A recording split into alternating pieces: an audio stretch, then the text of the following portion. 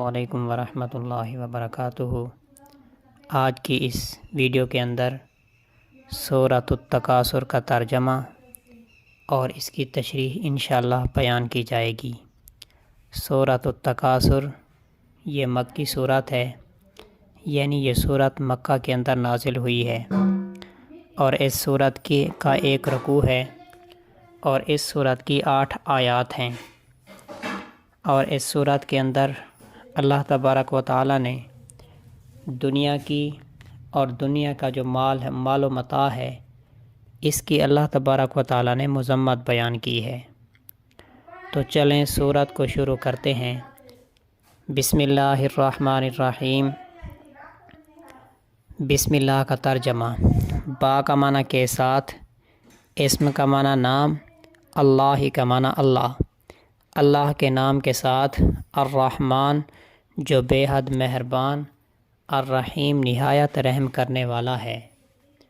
الہاکم التکاثر، الہا اس کا معنی ہے کثرت میں ڈال دیا، کم کا معنی تم کو، الہاکم کثرت میں ڈال دیا تم کو، التکاثر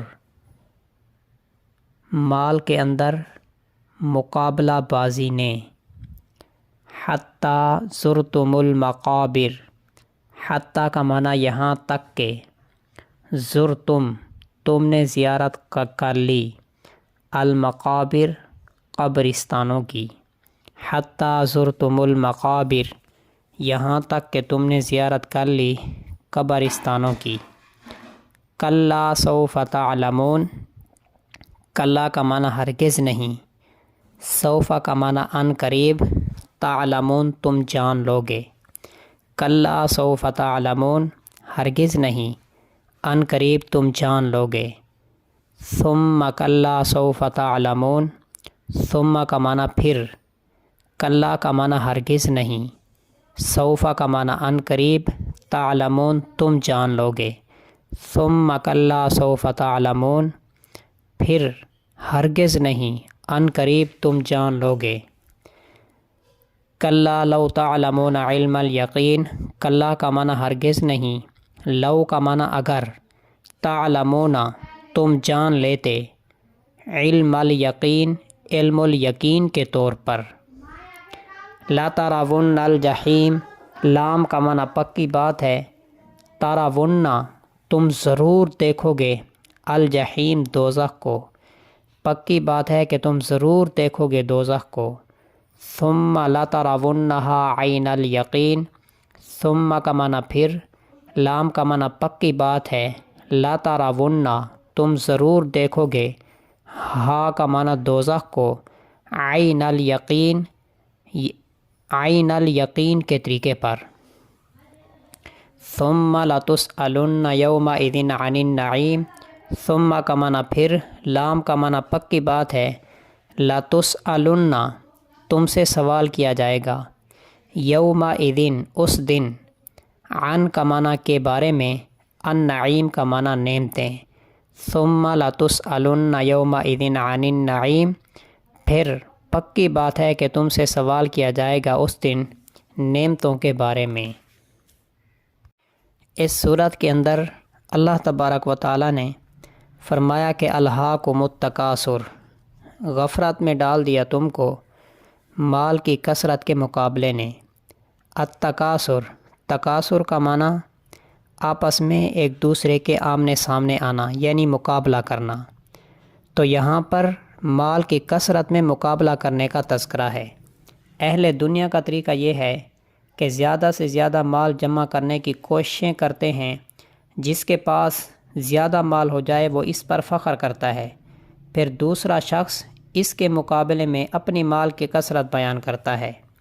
اگر بیان نہ کرے تو ذہنی طور پر مقابلہ ہی، بیان اگرچہ نہ کرے لیکن ذہنی طور پر وہ یہ سوچتا ہے کہ میں اسے مقابلہ کر رہا ہوں اور میں اس سے میں نے بڑھ کے رہنا ہے۔ اسی کو سورۃ الحدید میں یوں فرمایا، اعلموا انما الحیاۃ الدنیا لعب ولہو وزینۃ وتفاخر بینکم وتکاثر فی الاموال والاولاد، جان لو کہ دنیا کی زندگی لہو و لعب ہے اور سجاوٹ ہے، اور ایک دوسرے کے مقابلے میں فخر کرنا ہے، اور اموال میں، اولاد میں، آپس میں اپنے آپ کو دوسرے سے بڑھ کر بتانا ہے۔ مال کی طلب اور کثرت مال کی مقابلہ بازی لوگوں کو اللہ کی رضا کے کاموں کی طرف سے اور موت کے بعد کی زندگی کے لیے فکر مند ہونے سے غافل رکھتی ہے۔ اسی طرح دنیا گزارتے ہوئے مر کر قبروں میں پہنچ جاتے ہیں۔ غفلت کی زندگی گزاری تھی، وہاں کے لیے کچھ کام نہ کیا تھا، جب وہاں کے حالات سے دوچار ہوتے ہیں تو یہ چھوڑا ہوا مال کچھ بھی فائدہ مند نہیں ہوتا۔ اس غفلت کی زندگی کو بیان کرتے ہوئے انسانوں کی عمومی حالت بیان کی اور فرمایا کہ الہاکم التکاثر، تم کو مال کی کثرت کی مقابلہ بازی نے غافل کر دیا، حتیٰ زرتم المقابر، یہاں تک کہ تم قبروں میں چلے گئے۔ معالم التنزیل کے اندر اس موقع پر عرب کی مقابلہ بازی کا ایک قصہ بھی لکھا ہوا ہے، وہ یہ کہ بنی عبد مناف بن قصی اور بنی سہم بن عمرو میں وہی دنیا داری والا تفاخر چلتا رہتا تھا۔ ایک دن آپس میں اپنے افراد کی تعداد میں مقابلہ ہوا، دیکھو کن کے سردار اور اشراف کی تعداد زیادہ ہے۔ ہر فریق نے اپنی اپنی کثرت کا دعویٰ کیا، جب شمار کیا تو عبد مناف تعداد میں زیادہ نکلے۔ بنی سہم نے کہا کہ ہمارے مردوں کو بھی تو شمار کرو، وہ بھی تو ہم میں سے تھے۔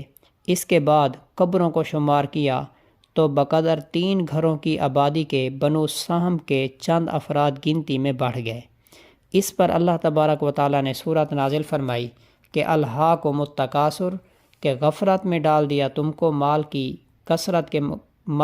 کثرت کے اندر مقابلے نے، حتیٰ زرتم المقابر، یہاں تک کہ تم نے قبروں کی زیارت کر۔ اس کے بعد اللہ تبارک و تعالیٰ نے 3 آیات کے اندر جو پہلا لفظ ذکر کیا، ہر آیات کا پہلا لفظ اس کے اندر فرمایا کلا، یعنی 3 مرتبہ کلا کا لفظ ذکر کیا۔ تو یہ کلا کا لفظ ذکر فرما کر متنبہ فرمایا، اور یہ لفظ جھڑکنے، ڈانٹنے اور تنبیہ کرنے کے لیے استعمال ہوتا ہے، جس کا ترجمہ ہے ہرگز نہیں۔ فرمایا کلا، ہرگز یہ بات نہیں کہ مالوں کا جمع کرنا اور ان کی کثرت پر مقابلہ کرنا تمہارے لیے مفید ہوگا۔ دنیا میں ہی تو ہمیشہ نہیں رہنا، بلکہ مرنا بھی تو ہے۔ پھر فرمایا سوف تعلمون، ان قریب تم جان لوگے۔ پھر فرمایا ثم کلا، اس بات کو خوب سمجھ لو کہ ان قریب تم جان لوگے۔ تیسری بار پھر فرمایا کہ کلا لو تعلمون علم الیقین۔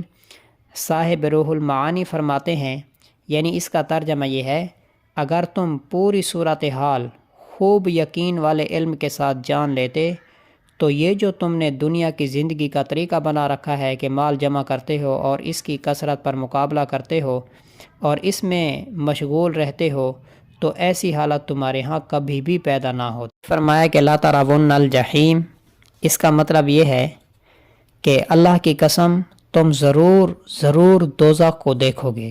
پھر فرمایا ثم لا ترونہا عین الیقین، پھر دوسری بار قسم اٹھائی کہ تم ضرور دوزخ کو دیکھو گے۔ یہ دیکھنا عین الیقین ہوگا، اس کا دیکھنا ہی اس کے یقین کا سبب ہو جائے گا، اور یہ دیکھنا تمام انکشافات سے بڑھ کر ہوگا۔ صاحب روح المعانی نے بعض اکابر سے نقل کیا ہے کہ ہر عاقل کو اس بات کا یقین ہونا کہ مجھے مرنا ہے، یہ علم الیقین ہے۔ جب وہ فرشتوں کو دیکھ لیتا ہے تو یہ عین الیقین یعنی آنکھ والا یقین ہو جاتا ہے، اور جب واقعی موت کا مزہ چکھ لیتا ہے تو یہ حق الیقین ہے۔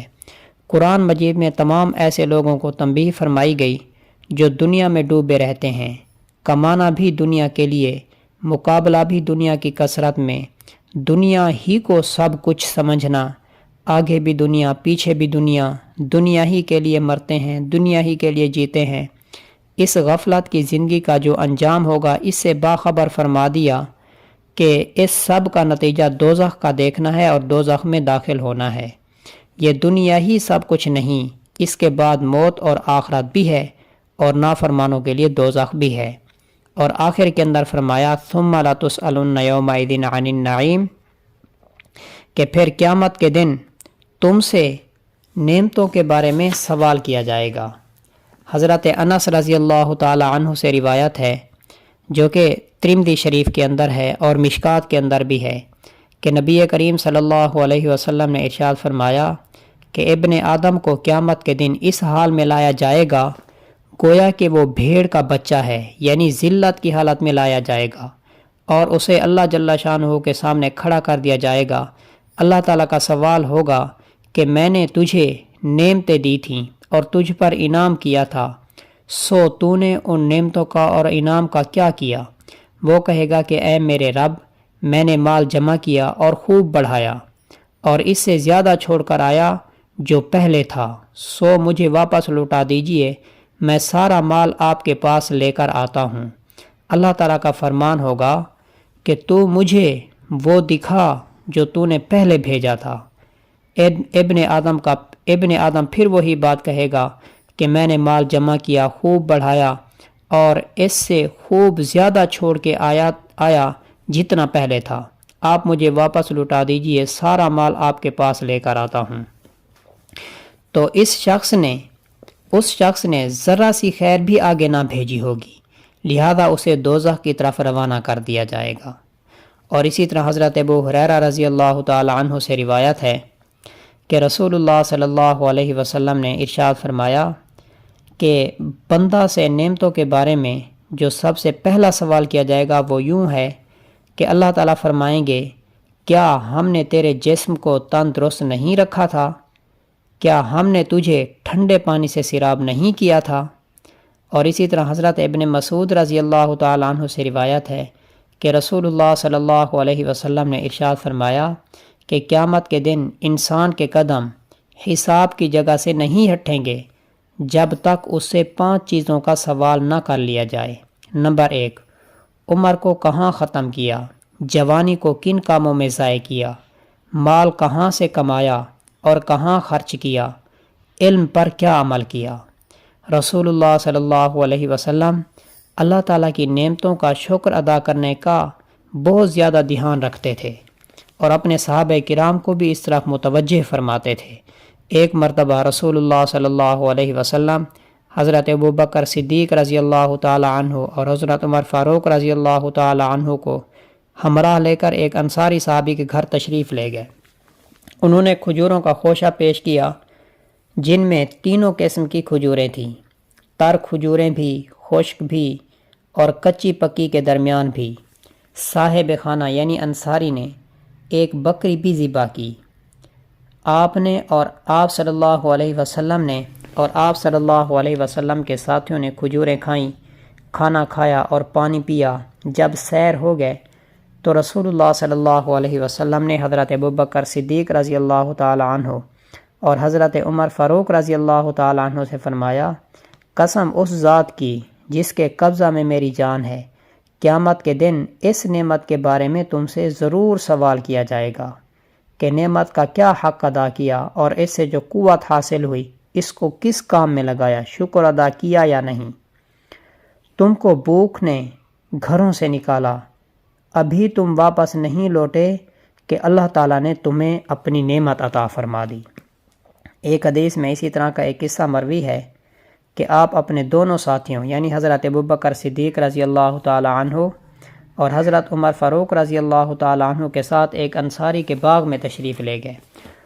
انہوں نے کھجوروں کا ایک خوشہ پیش کیا، آپ صلی اللہ علیہ وسلم نے اور آپ کے ساتھیوں نے اس میں سے سیر ہو کر کھایا اور پھر ٹھنڈا پانی طلب فرمایا۔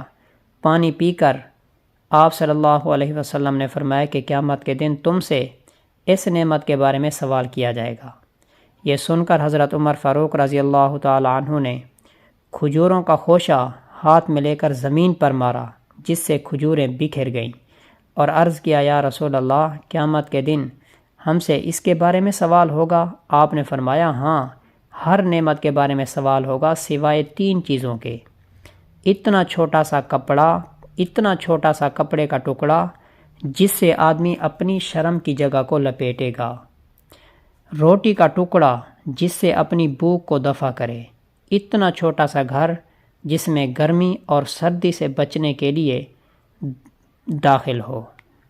حضرت عثمان رضی اللہ تعالیٰ عنہ سے روایت ہے کہ رسول اللہ صلی اللہ علیہ وسلم نے ارشاد فرمایا، انسان کے لیے 3 چیزوں کے سوا کسی چیز میں حق نہیں۔ وہ 3 چیزیں یہ ہیں: رہنے کے لیے گھر، اتنا کپڑا جس سے اپنی شرم کی جگہ چھپائے، روکھی روٹی بغیر سالن کے، اور اس کے ساتھ پانی پی لے۔ تو اس وجہ سے اللہ تبارک و تعالیٰ نے ہر انسان کو بے شمار نعمتیں عطا کی ہیں۔ آنکھ دی ہے، ہاتھ دیے ہیں، پاؤں دیے ہیں، انسان کو زندگی دی ہے، انسان کو کام کرنے کی طاقت دی ہے، اور انسان کو کمانے کی طاقت دی ہے، پھر کھانے پینے کی بہت زیادہ اللہ پاک نے نعمتیں دی ہیں۔ تو ہم ان نعمتوں کو اللہ تبارک و تعالیٰ کی فرما برداری کے اندر خرچ کریں۔ جب ہم نعمتیں استعمال کریں، ہمارے اندر طاقت پیدا ہو، تو ہم اس طاقت کو نماز کے لیے خرچ کریں، روزے کے لیے خرچ کریں، حج زکوٰۃ کے لیے خرچ کریں، اللہ تعالیٰ کی عبادت کے اندر خرچ کریں، تو پھر اللہ تبارک و تعالیٰ ہمیں دنیا کے اندر بھی سرخرو فرمائیں گے اور آخرت کے اندر بھی۔